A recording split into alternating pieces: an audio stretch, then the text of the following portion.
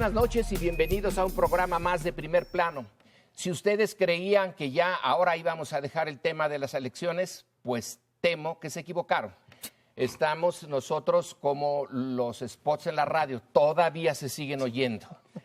Y es que nos preocupa, realmente nos preocupa, espero que a usted también, la calidad de la elección que tuvimos. Sí, ya lo sabemos. Los del INE y la presidencia y cuanta figura semejante pudo, dijo que esta fue una elección básicamente de primera, que la democracia se ha asentado y acentuado en México, etcétera, etcétera, pero nosotros tenemos nuestras dudas. La calidad de la elección es lo que nos deja todavía con ánimo de seguir dándole vueltas a esto. Y mire, es que la calidad de las elecciones pueden formalmente ser, bueno, aceptables, pero si no tienen una realidad en que asentarse, nos puede ocurrir lo que está ocurriendo ya con nuestros vecinos del sur, con Guatemala, con Honduras y pudiera llegar a ser El Salvador, en donde a pesar de que tuvieron sus elecciones y cumplieron con las normas, la verdad es que esas elecciones no sirvieron para lo sustantivo y ya están en pugna con la presidencia, las manifestaciones. Puede caer uno de los dos presidentes o los dos presidentes de nuestros vecinos. Y en el caso mexicano también está ese problema, ¿sí? Las hicimos formalmente bien, pero oiga, nos seguimos enterando de la compra, las diferentes múltiples formas de compra de votos, el uso de los recursos del Estado, todo eso queremos discutirlo. Yo creo que hay tres asuntos, ¿no? Uno, el problema de Guatemala y Honduras, que planteas muy bien, donde hay una crisis de confiabilidad en el gobierno. De hecho, la vicepresidenta salió y eso plantea, digamos, una esfera de análisis ya en el desempeño del gobierno. Lo digo porque el presidente de Guatemala llegó diciendo que mano dura, que había que plantearse un esquema de gobernabilidad rígida y los resultados han sido funestos. Todo carcomido por la democracia. Es admirable la forma en que se han organizado los centroamericanos, además, a través de redes sociales para pedir la dimisión de su gobierno. Segundo punto es que la calidad del proceso organizativamente pues no estuvo mal, finalmente se desplegó todo lo que se tenía que desplegar y tuvimos elecciones el pasado domingo. La calidad de cómo llegamos ahí yo creo que es una cosa que merece una lectura muy precisa y pongo sobre la mesa tres temas. Uno, el modelo de comunicación política, no hay quien diga que no ha sido un fracaso. Los 44 millones de spots, bueno, leía la crónica de The Economist esta semana diciendo cualquier persona que viviera en México hubiera salido corriendo después de oír todo eso. Por tanto, tenemos ahí una crisis gravísima del modelo de qué nos dicen y cómo nos lo dicen. Lo segundo, a pesar de que nos prometieron con la reforma del 2006 que íbamos a gastar menos dinero porque no se compraba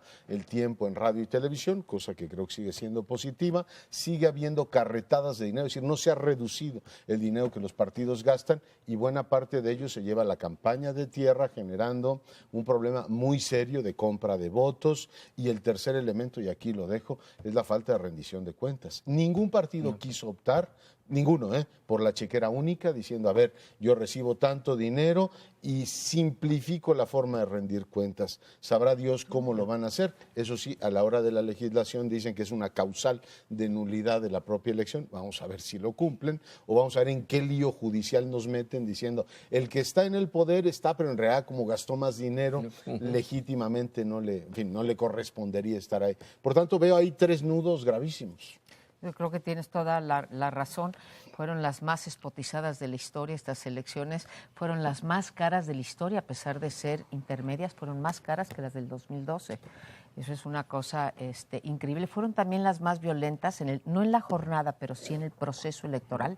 Hubo 22, algunos dicen 25, homicidios ligados con las campañas, ¿no? Bueno, También fueron las más competidas, que eso fue bueno. Cambiaron 5 gubernaturas de mano, cambiaron 8 de 17 capitales de partido también. O sea, hubo mucha alternancia, hay que reconocer eso. Pero creo que Lorenzo tiene toda la razón. Tenemos un problema de la calidad de la democracia y esa la hemos querido resolver casi siempre a través de cambiar las leyes electorales.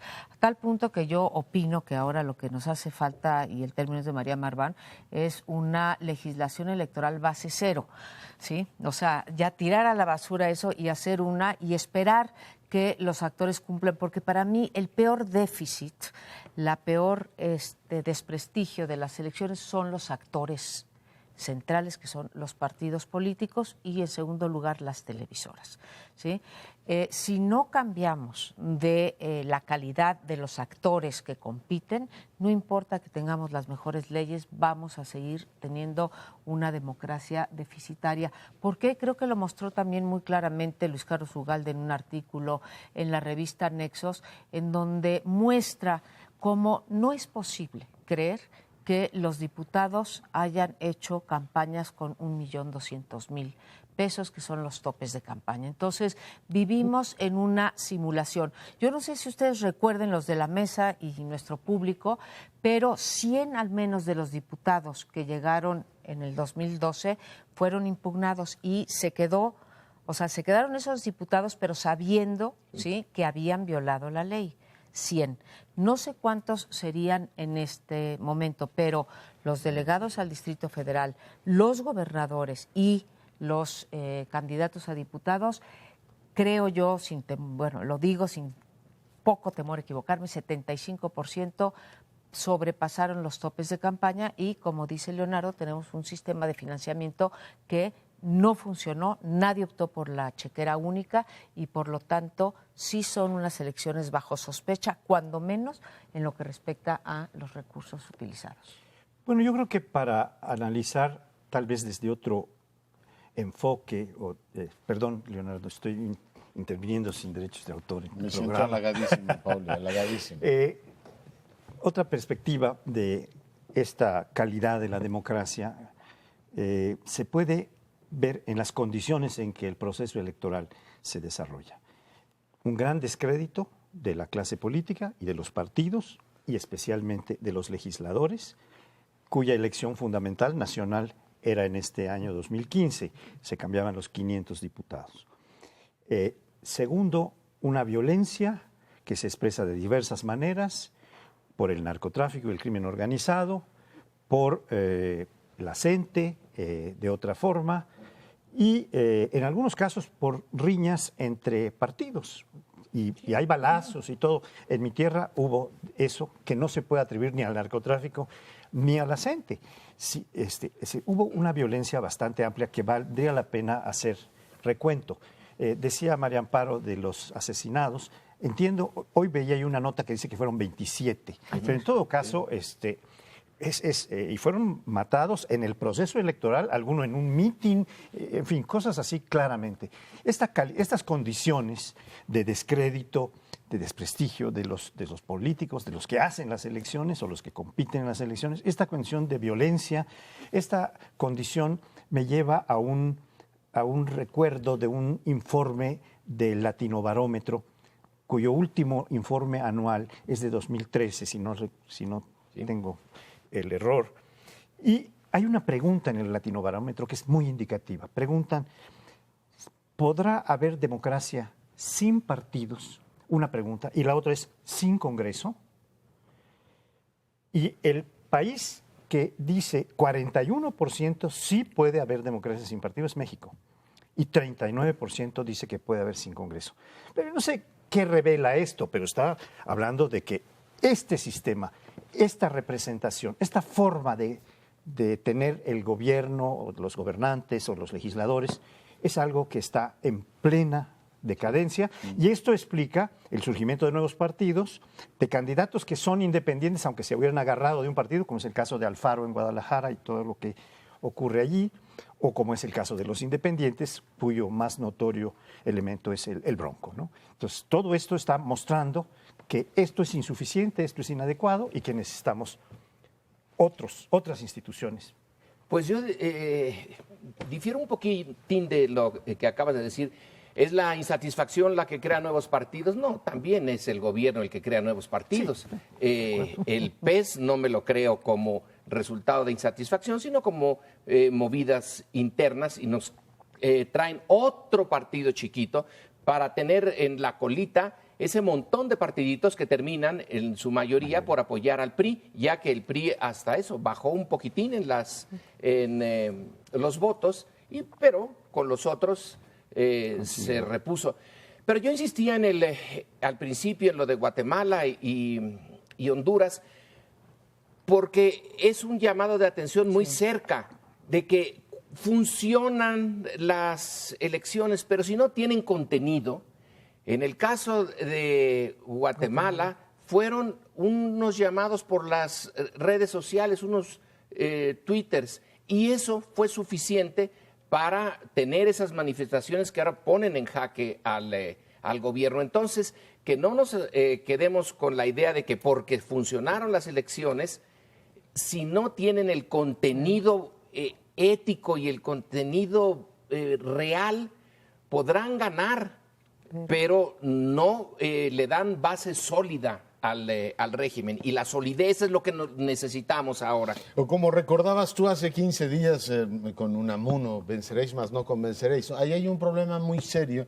Una cosa es ganar aritméticamente unas elecciones, y hoy, sin ir más lejos, se publica una encuesta de evaluación del desempeño del presidente. 53% lo reprueba y tiene un ligero incremento de 3 puntos de noviembre a la fecha en aprobación, pero está en 37 o por ahí. Es decir, la mayoría reprueba eso, y bueno, un dilema fuerte que tiene hoy el presidente es, una vez que ganas unas elecciones, como ganó las del domingo, ¿qué respondes a eso? Y cómo cubres esa distancia que hay en las expectativas y le das sentido a un poder que hoy es pues muy fuerte. O sea, finalmente estamos hablando de un presidente que recobra la posibilidad de tener una mayoría absoluta en San Lázaro. Ese es un punto. Y otro que tiene que ver con la calidad, que también me parece central, es que somos como un cuerpo anémico, un cuerpo que no logra retener tejido institucional sólido o confianza. 2 de las elecciones más disputadas, y además con entidades gobernadas por partidos diferentes al PRI, son Sonora y el Distrito Federal. Si uno ve lo que se dijo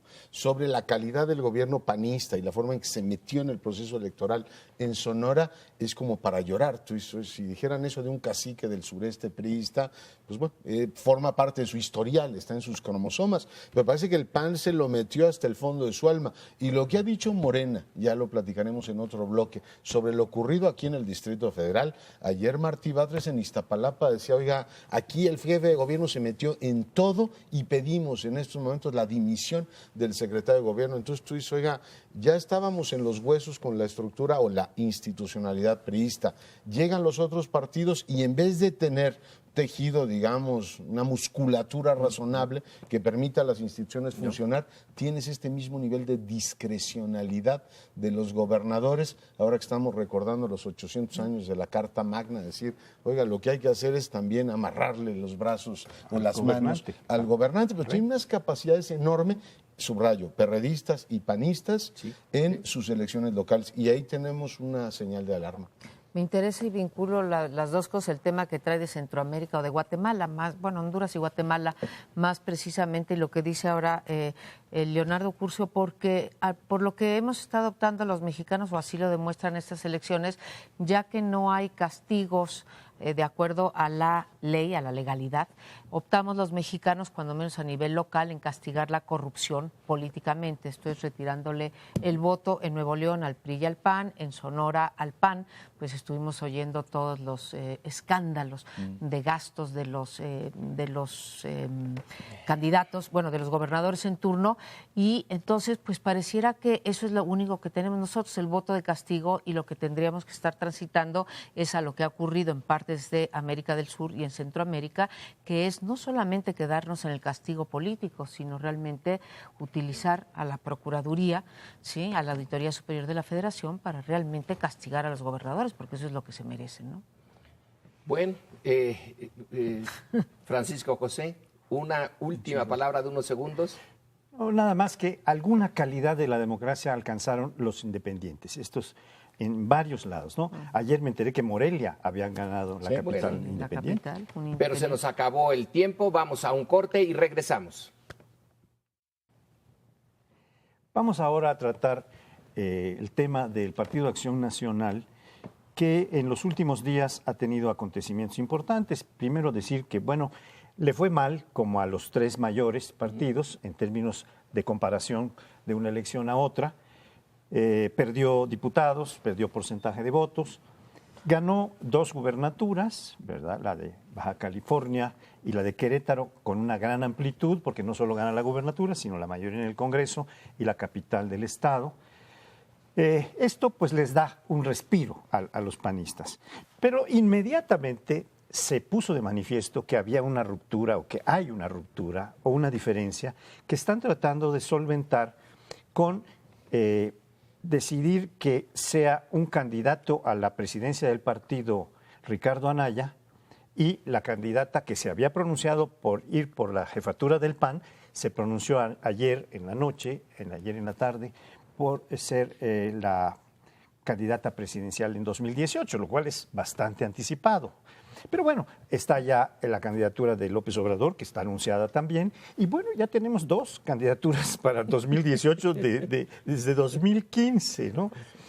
Y la otra cuestión que creo que vale la pena comentar es que el PAN y el PRI, con sus aliados, van a tener una comodísima mayoría, incluso para llegar hasta los cambios constitucionales, a aprobar 2/3, podrían llegar a tener 2/3. Y es lo que se ha venido dando desde hace mucho tiempo, ¿verdad? Esta alianza parlamentaria por caso, por issue, ¿verdad? Por tema, para sacar adelante los proyectos. O sea que el presidente Peña Nieto sale, pues, campante de este proceso, porque sí tiene la mayoría en el Congreso y tiene... y el PAN va a ser un coadyuvante en este proceso que sigue. Bueno, pues veamos si es... Yo no había visto, Pauli, que pudiera ser esto, pero tomo tu lectura, que pudiera ser concertado lo de Ricardo Anaya a la presidencia del PAN y Margarita Zavala. Sería muy bien, y entonces Gustavo Madero como líder de la fracción parlamentaria del PAN y todos felices y contentos y superamos las fracturas. No lo sé si esa lectura sea válida, la tendríamos que ir viendo, ojalá, porque es el único, yo creo que los partidos deberían de haber aprendido lo que aprendió el PAN después de Madrazo, sí, que fue que cuando llegan desunidos a las elecciones, como llegaron también el PRI, como llegó también el PAN en el 2012, muy dividido, pues siempre augura el fracaso, ¿no? Entonces, ojalá ya hayan aprendido esa lección y vayan así. El hecho claro es que el PAN sí tiene el peor desempeño electoral de su historia. Desde 1991 no había sacado una votación tan baja, aunque gracias al sistema electoral pierde muy poquitas curules, ¿sí? Y en efecto, entre los dos, PRI-PAN, pues tienen el 50% de la votación. Ahora, ¿cómo va a actuar el PAN? A mí me sorprendió la declaración de su presidente todavía, de Gustavo Madero, en el sentido de que el pacto nos salió muy caro. Le están pasando la factura al pacto por un mal desempeño y no estoy segura que esa tampoco sea una lectura adecuada.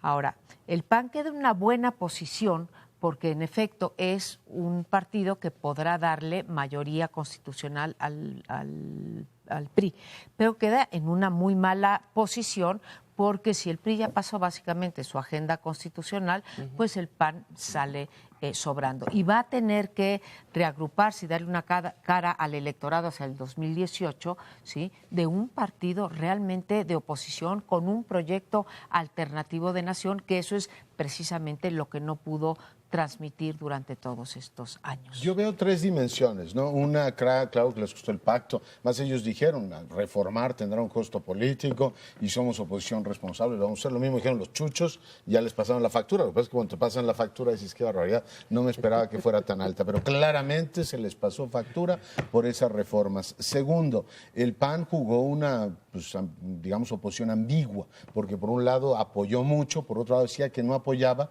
pero no hizo campaña, por ejemplo, denunciando con toda claridad la corrupción de todo el sistema, ¿no? El avance de los moches, entre otras cosas porque no tenía autoridad moral para hacerlo. Y perdón, ese es el segundo elemento que también quiero poner sobre la mesa. ¿Con qué autoridad moral dices que vas a gobernar de otra manera cuando tienes a Padres gobernando, cuando te vas a tercer lugar en Guadalajara, en Jalisco en general, que era un bastión panista, donde te vas a tercer lugar también en Nuevo León, entidad que gobernaste? O sea, tienes una crisis moral, una crisis ética enorme. Porque todas cosas, los que estuvieron en los moches y toda la corrupción que se ha hecho pública, ni ha sido procesada ni ha sido condenada. Por tanto, veo ahí un problema muy serio. Ligado también a la crisis de expectativas. Digo, Madero se veía ya ganando San Luis Potosí, competitivo en Nuevo León, entonces Colima. se cayó, retener Sonora. Finalmente, de lo que pudo haber tenido, Colima se quedaron en la orillita.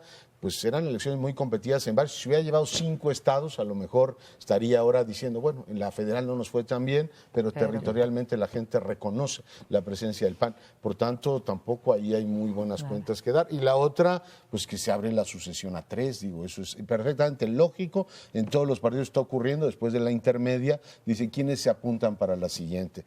Madero tendrá que decir si quiere o no. Va a San Lázaro, Margarita ya dijo que sí. yo sí quiero, y pues veremos si Moreno Valle, que claramente está apuntado, dice, señores, yo articulo desde el PAN una posible coalición o con el PRI o con el PRD, con lo de los chuchos, como digamos camino. No sé, Margarita, qué espacio va a pelear, el panismo puro o va a apelar a los independientes, pero creo que bueno, esa es la gran novedad por el lado de un PAN al que le fue, desde cualquier ángulo que se vea, tremendamente mal el domingo pasado. Pues Margarita Zavala a mí me recuerda el intento de Hillary Clinton, ¿no? Ya tenemos matrimonios. Bueno, Fox quiso hacer lo mismo con Marta Sagún, no le salió, pero parece que los panistas son de matrimonios muy bien avenidos, porque primero tú y luego yo.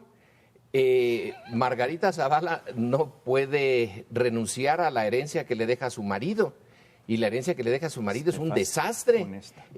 La esencia del calderonismo fue la guerra contra el narcotráfico, que luego se dijo no fue guerra, fue campaña, fue lo que sea. La esencia sigue siendo esa cantidad de muertos, esa violencia y un éxito. ¿Cómo le llamamos a los 6 años de campaña contra el narcotráfico del presidente general de 5 estrellas?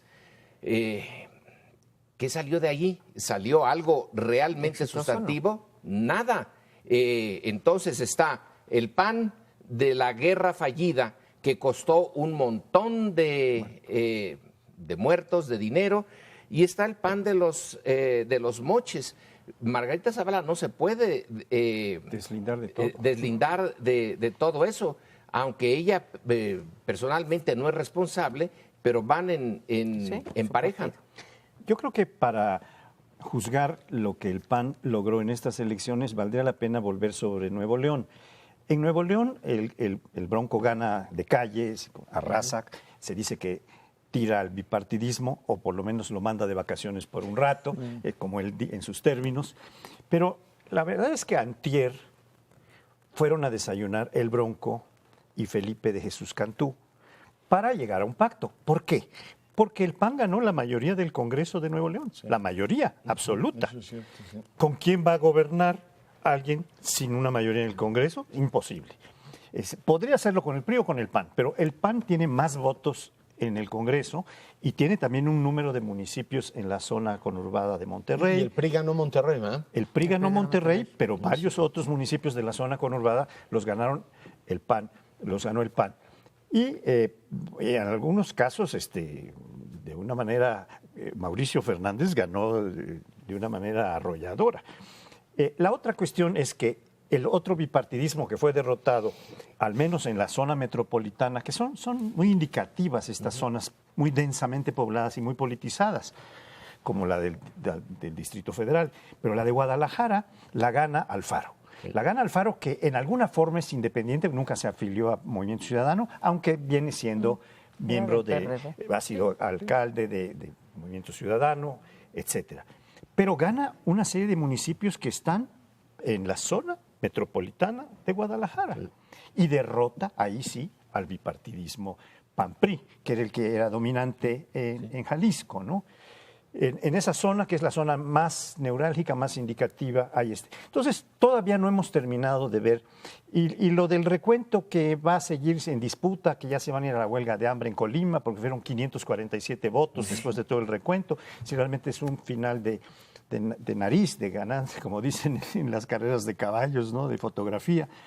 Y pues vamos a ver qué pasa con esto, ¿no? Bueno, es que el PAN, si uno lo piensa, tiene el papel más difícil de cara al 2018, no solamente porque fue uno de los partidos que más perdió junto con el PRD, desde luego, sino por las perspectivas, cómo dada su trayectoria de ser una oposición leal, ¿sí? Y después haber tenido 12 años de desempeño en donde no fue refrendado, digamos, su gestión en las urnas y donde también ha sido manchado por todos los escándalos de corrupción que decía Leonardo, pues es un papel que, siendo la primera oposición supuestamente al partido en el gobierno, a la coalición gobernante, la tiene más difícil. ¿Por qué? Porque además de todos estos factores que mencionó, es el más coincidente programáticamente con el PRI. Y entonces le cuesta muchísimo trabajo deslindarse, digamos, diferenciarse frente al electorado. De forma tal que mi impresión es que la única manera que tendría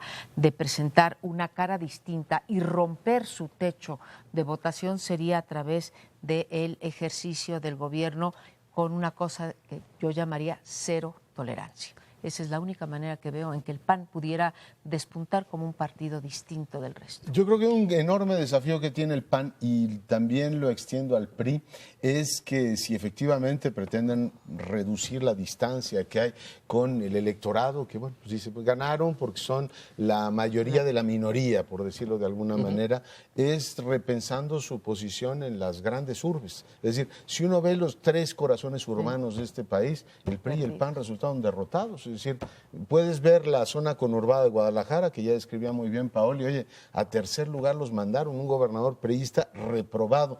Yo creo que eso te dice algo. El caso de Nuevo León te debe decir algo también muy claro. También el caso hay reprobación del del Oye, gobernador. ganaron porque el pleito del partido hegemónico dividió la capital, pero ni uno ni otro pueden echar, o sea, el PRI y el PAN pueden echar las campanas al vuelo en la capital. En consecuencia, sí deben pensar, en los 80s hablábamos del voto verde frente al voto bien informado en las capitales, pero las dos principales fuerzas políticas de este país resultaron derrotadas en los corazones urbanos del país. ¿Quieres tú decir algo? Y, Una cosa en los minutos? esto de diferenciarse del PRI, para eso nacieron, para ser diferentes del PRI, y en este inicio del siglo XXI el problema está en que no se pueden diferenciar del PRI, ni en lo programático, ni en las malas mañas, Tampoco. porque tienen exactamente las mismas.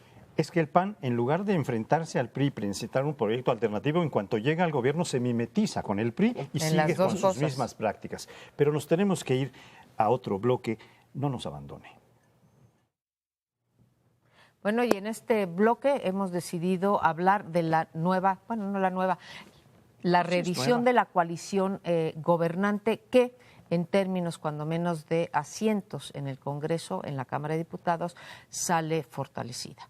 No sabemos a estas alturas cuál es la lectura que hace el equipo gobernante de este no voto de castigo a nivel federal, porque aunque pierde en efecto 1.100.000 votos en total con respecto a la elección del 2009, en realidad rompe una especie de pues ya de tradición que venía desde 1997, que en cada elección intermedia el partido del presidente perdía pues alrededor de 50 asientos en la Cámara de Diputados. Así que deben de estar satisfechos con esto. No ha habido respuesta. Las respuestas se conocen tanto en el triunfo como la derrota.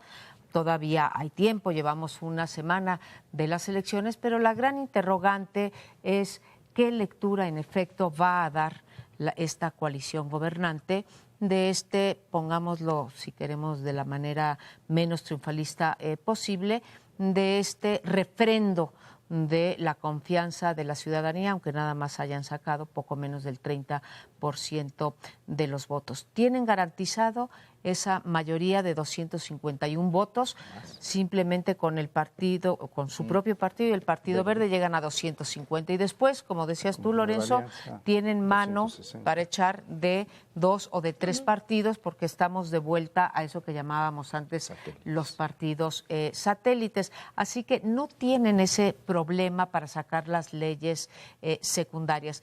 Pero yo lo que quisiera mencionar es que tener la mayoría en el Congreso no significa tener en la bolsa ni la legitimidad ni tampoco la gobernabilidad, que es lo que más importa. Entonces, tendremos que esperar a ver cómo usa esta mayoría después del mensaje que le mandó el electorado, que sí están hartos del sistema de partidos y de la corrupción. Les llamaban partidos satélite, pero también les llamaban partidos paraestatales. Paraestatales. No es mal apunte porque se consideraba que había un partido de Estado, PRI, muy largamente, y estos que venían como satélites, pero paraestatales, giraban en torno de todo, ¿no? Algunos que lanzaban hasta el mismo candidato presidencial, como el PPS o el PARM, era de caricatura el asunto, que el PRI, ¿no? Bueno, pero existen teóricamente 3 posibilidades de coalición. La coalición electoral, que es la más utilizada, nada más para ganar las elecciones y después ya cada quien toma su pista. La coalición parlamentaria, que se va haciendo en términos generales, por ejemplo, entre PAN y PRI es muy notable esa coalición parlamentaria, y por issues van incorporando también al PRD o ahora a otros partidos. Y la coalición de gobierno. Esa la tiene claramente con el Verde, nada más. Sí. En Chiapas es muy claro, porque además el Verde es el dominante, no es el PRI, el gobernador es del Verde, aunque tiene un abuelo priista, etcétera. Pero, y tiene aquí la otra pata de la coalición con el Verde, pues en el gobierno, porque un secretario, el de Semarnat, es miembro del gobierno, o sea, hay una coalición gobernante en algunos aspectos, ¿no?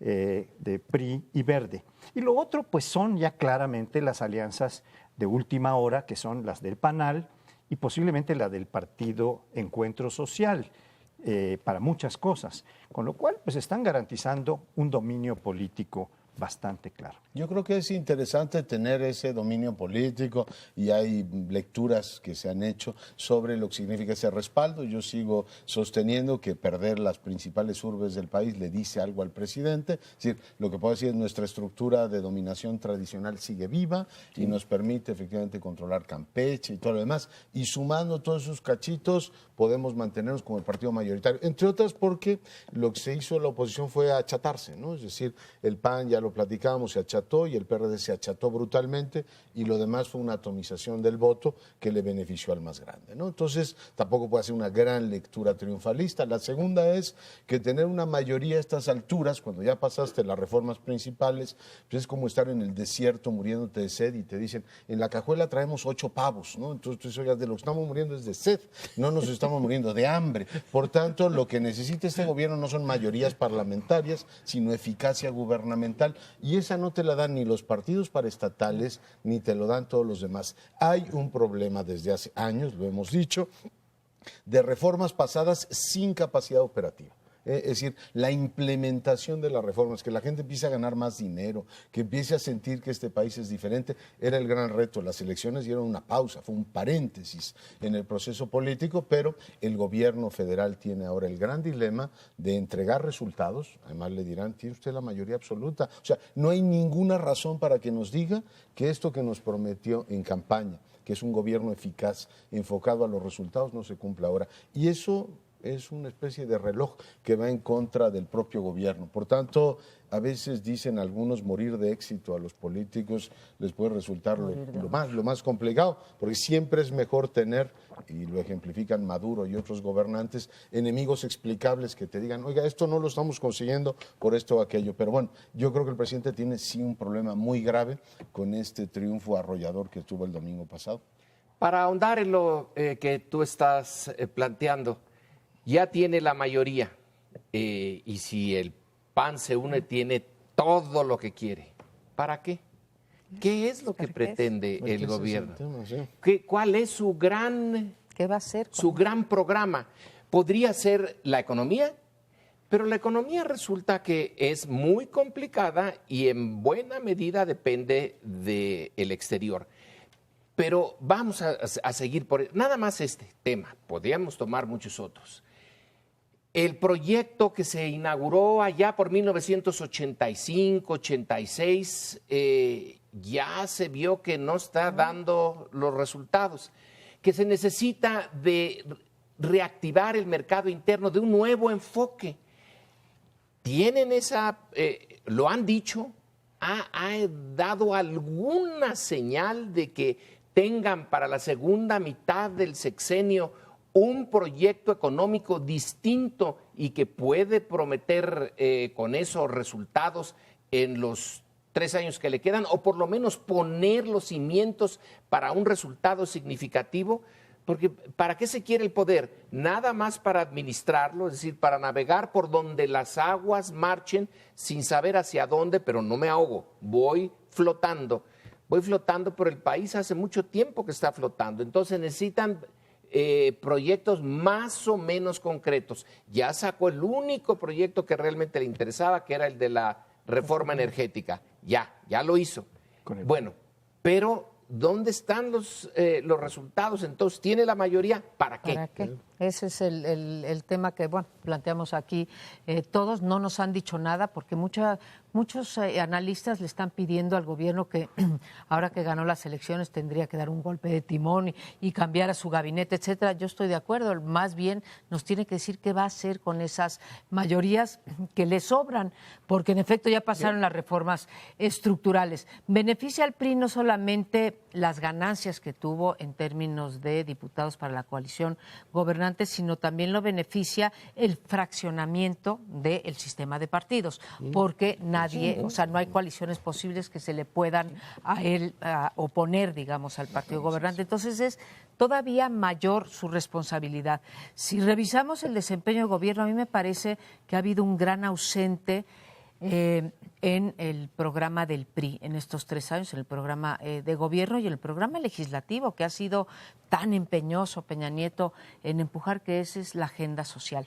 En campaña nos prometió una cosa que era muy importante, que era el seguro social universal, ¿sí? O la seguridad social, porque él hablaba de un sistema, ¿sí? Bueno, pues es un momento, cuando tú preguntas, Lorenzo, ¿qué va a estar en la agenda de la coalición gobernante? Y además supongo que no solamente porque estén pensando en el país, sino porque también están pensando en ganar en el 2018 las elecciones, y no está claro. Yo diría 2 cosas. Del lado de la agenda social, diría la distribución del ingreso, y del lado el lado político diría la corrupción. Perdón, yo quisiera apuntar algo.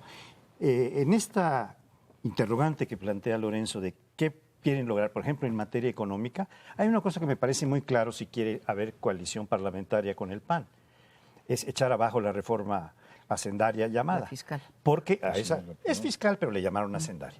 Pero como ese es anual en gran medida, pueden cambiar la ley de ingresos, el presupuesto de egresos, etcétera, de una manera que coincida con el PAN, que en eso tuvo una visión y yo creo que ganó algunos votos oponiéndose. En cambio, el PRD quedó tan desmantelado, tan destruido, con el que se hizo la reforma fiscal, que ahora, si quieren coalición con el PAN, por lo menos van a tener que echar abajo. Pero ¿para qué la querrían si tienen mayoría absoluta? Dirá, yo ya voy de salida, ya saqué todas las reformas. Porque es decir, la legitimidad es mucho mayor. Solo que quisieran cambiar la Constitución. Pero fíjense lo profundamente anómalo de este sistema político que tenemos. Ilustres doctores aquí sentados se preguntan, ¿y qué va a hacer el PRI? Hemos tenido campañas, se supone que nos dijeron con toda claridad que querían el voto nuestro para hacer tal o cual cosa. Y estamos debatiendo en esta mesa, ¿y qué es lo que va a hacer? Obviamente esto te habla de la crisis de comunicación de la que hablamos en el primer bloque. Es decir, es increíble que el partido de la mayoría haya ganado las elecciones y nos estemos preguntando, ¿y para qué quiere ese poder?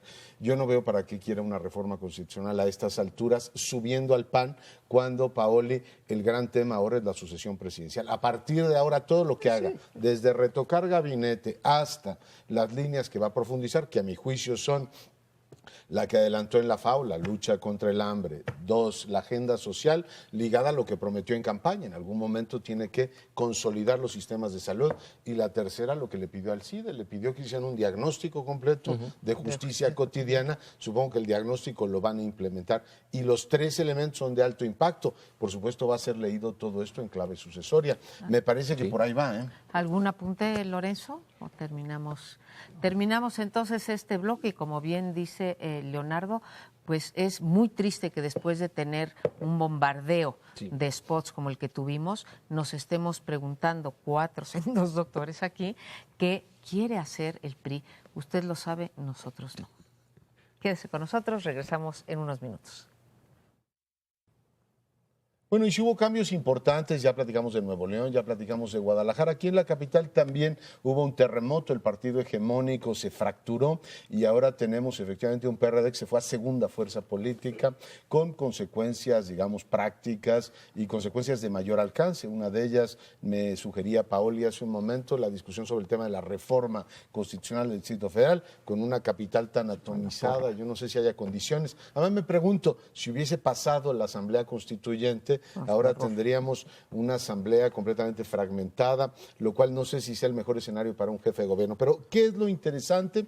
Se fractura el PRD, Morena se convierte en el partido más importante de la ciudad, tiene el mayor número de curules en la Asamblea Legislativa. El tema es que el divorcio ha sido sonoramente rasposo, es decir, no es solamente pues yo te gané y a partir de ahora asumo la conducción de la ciudad. Hay una acusación directa que me preocupa mucho por parte del líder de Morena, diciendo que el jefe de gobierno se metió hasta el fondo en el proceso político y van a impugnar no solamente Iztapalapa, que ya estaba cantado que lo harían. Dicen que hay Madero 4 delegaciones más. 4 delegaciones más. Y un poco es la inercia de impugnar donde no ganas, que es pues, muy sabida en el caso de Morena, es decir, no hay ninguna novedad. Pero la otra es que la percepción de legitimidad del Partido de la Revolución Democrática en la ciudad sí se ha hundido. O sea, fue con los ahora reconocen que tuvieron una crisis de selección de candidatos. O sea, mandaron a los delegados que estaban totalmente reprobados de diputados a la Asamblea. Decir, oiga, ¿y por qué demonios se les tenía que querer si nos mandan a lo mismo? Un poco lo que le pasaba, comentábamos al PAN a nivel nacional. En suma, la disputa por la ciudad claramente tiene implicaciones políticas en 2 pistas. Por un lado tienes un Ricardo Monreal que gana Cuauhtémoc y ya anunció que va a la jefatura de gobierno, por tanto no sabemos si va simplemente a hacer la escala en Cuauhtémoc para hacer política en contra de Mancera o va, digamos, un año a convivir con él. Y por otro lado, pues la disputa efectivamente por controlar todos los recursos de la ciudad entre estas 2 familias de la izquierda. En fin. Y la otra pista que viene es desde luego la del 2018, no solamente porque ya lo haya dicho Andrés Manuel López Obrador, sino porque pues los costos que tuvo esta elección, no solo para el PRD, sino para el jefe de gobierno, que era el que se perfila o se perfilaba, ya no sé en qué tiempo verbal hablar, era Miguel Ángel Mancera. Yo creo que tenemos un gran problema. La izquierda unida o la llamada izquierda, porque el Movimiento Ciudadano y el PT, aunque vaya a desaparecer, va a tener 6 diputados. La izquierda unida está en España. La izquierda unida, no, en todos lados ya está desunida, pero si aquí sumamos los votos de los 4 partidos tradicionalmente o autodenominados de izquierda, alcanzan la misma votación que el PAN, digo que el PRI, ¿sí? Uno 28 y el otro 29%. O sea, fíjense qué tamaño es. Aquí no nos hemos dado cuenta que, o bueno, algunos sí se habrán dado cuenta, pero que el número de votos absolutos, el porcentaje de votación subió enormemente para el bloque de izquierda en esta elección, ¿sí? Lo que pasa es que corre dividida y no se ve una manera en que pueda unificarse hacia el 2018, salvo que prive un gran pragmatismo. Pero eso en lo nacional, dices, aquí en el DF no sube tanto, ¿no? Se divide. Se divide a la mitad, pero en lo nacional, pero también si juntamos a los partidos de izquierda aquí en la capital, pues también tienen la gran mayoría. Pues se queda ¿sí? como estaba. Sí. Pero, bueno, porque ya era una gran mayoría, Leonardo, tenían marginalmente, tenían el PRI y el PAN. No, pero ya perdí lo otro que iba a decir, así que... Bueno, yo creo que podría valer la pena una apreciación en el sentido de que apuntabas ya, Leonardo, creo, de que van a impugnar el partido Morena, va a impugnar en varias delegaciones importantes que no ganaron oficialmente en un primer recuento, que serían, además de Iztapalapa, Gustavo Amadero y Coyoacán, claramente que son de las mayores. Esto está planteado, por otra parte, con un reclamo público que Carlos Navarrete le hizo a Bejarano, que es uno de los señores más poderosos de esta área metropolitana de la Ciudad de México, y que no apoyó suficiente porque le habían encargado X delegaciones, entre ellas Iztapalapa y Gustavo Amadero, porque casi no intervino aportando su fuerza. Esta es la declaración de Navarrete, diciendo, esa es una manera de pactar con López Obrador sin entrar a aliarse con él.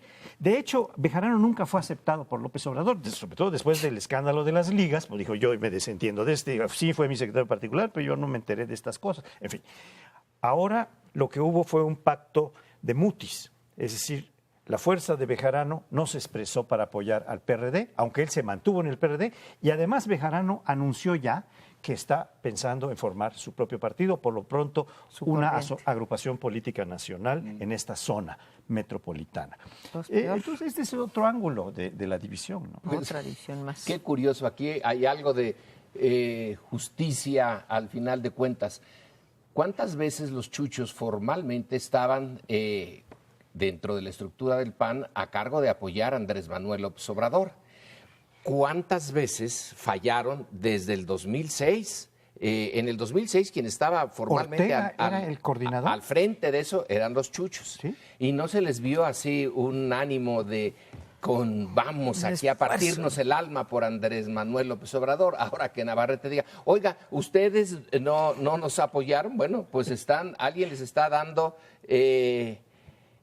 una lección con sus mismas mañas. Sopa de su propio de su propio chocolate, que nunca he entendido bien por qué le venía la sopa y el chocolate, pero en fin, entendemos qué quiere decir eso. Luego está a mí lo de Coyoacán, es que es tan similar al PRI.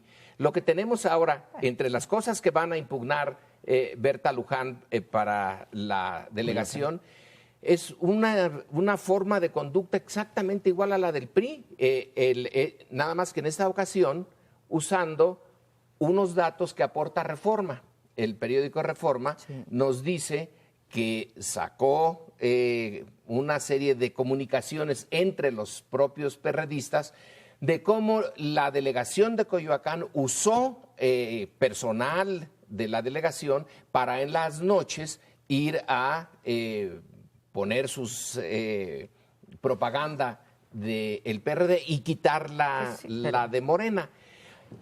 Pero vamos en este punto, ¿cuántas veces ha pasado esto y cuánto en la estructura formal ha dicho, ese es una cosa inaceptable, es injusto, vamos a castigarlos y vamos a quitarles el triunfo espurio que tuvieron? ¿Cuántas veces ha pasado eso, María Amparo?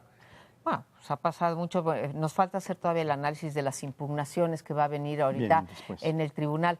Mi problema es que si nos vamos a esto que decía Leonardo, de que van a impugnar, el PRD va a impugnar 3 o 4 delegaciones, pues de regreso, Morena, pues de regreso el PRD va a impugnar también Miguel Hidalgo y va a impugnar también el PRD a la Cuauhtémoc. Y no sé cómo nos vayamos a quedar, porque yo sí creo que les podemos mostrar a todos que los candidatos de Morena, en particular Monreal, Ricardo, sí, violó los topes de campaña, pero por mucho. Y podemos decir lo mismo, yo creo que prácticamente de cualquier candidato a delegado. Así que creo que lo que va a salpicar, Lorenzo, es mucha porquería de Morena al PRD, pero de PRD a Morena también, porque ninguno de los dos puede lanzar la primera piedra en cuanto a despensas, ayudas, dinero que quién sabe dónde salió y rebase topes La de verdad es que hay campaña. perlas de todos lados. De Y yo todos. me hago 3 preguntas. Bueno, en Cuauhtémoc, que se grabó a Ricardo Monreal diciendo hay que simular contratos para que entonces el tope de campaña no reciba. Entonces veo muy difícil que den clases de ética sobre eso. A Berta Luján la sorprendieron con rumores de que se estaban secuestrando niños. Todo lo demás. El pleito ha sido descomunal en la capital y en Iztapalapa, Brugada y Diana nos han dicho de todo menos que son 2 políticas que se conducen con, digamos, transparencia y honestidad. Pero ese es, digamos, un problema de familias. Lo de Bejarano y Mancera es enternecedor. O sea, los chuchos echan a Bejarano, le dicen que es una vergüenza pública, le quitan la dirección del partido. Y le Dicen, piden ¿y apoyo. por qué no nos apoyó? A ver, ¿por qué se imaginan que no los apoyó? Mancera enternece porque durante algún tiempo le están lanzando de tírese, anuncie que va usted de candidato para equilibrar un poco el peso de un López Obrador que sigue siendo muy querido en la capital y deshogar a la Margarita. Ya que pierde, dice, bueno, si me lo piden, sí me voy a lanzar. Es verdaderamente enternecedor. El problema que yo veo, y es el que pongo sobre la mesa, es cómo se va a gobernar la capital. O sea, Martí Batres y López Obrador dijeron, con el PRD ni a la esquina. Bueno, pues Morena es la primera fuerza política de esta capital y el PRD es la segunda. Entonces, no sé si en este caso va a decir, yo me dedico a desconocer el gobierno establecido y a partir de ahí, pues un choque de trenes, de izquierda a ambos, o va a haber un acuerdo entre ellos. Yo creo que es el tema más interesante de cómo se va a gobernar la capital con ánimos tan caldeados. Primer jefe de gobierno sin mayoría. Adelante. No, ya, era todo. Yo creo que hay declaraciones postelectorales como con estos ni a la esquina y después vienen los temas en concreto que se van pactando en la Asamblea en donde van a tener que coincidir porque hay intereses que supuestamente defienden las 2 fuerzas principales de la izquierda. No, yo creo que sí, en presupuesto y en varias otras cosas van Con a tener esos ni que a la coincidir. esquina y a la vuelta de la esquina. En la vuelta de la entonces, esquina ya van a pactar, pues sí. Pues sí. Pues ya veremos, pero claramente es uno de los grandes temas a discutir en los próximos meses. Con esto nos vamos. Muchas gracias por estar con nosotros. Nos vemos aquí el próximo lunes en El Primer Plano.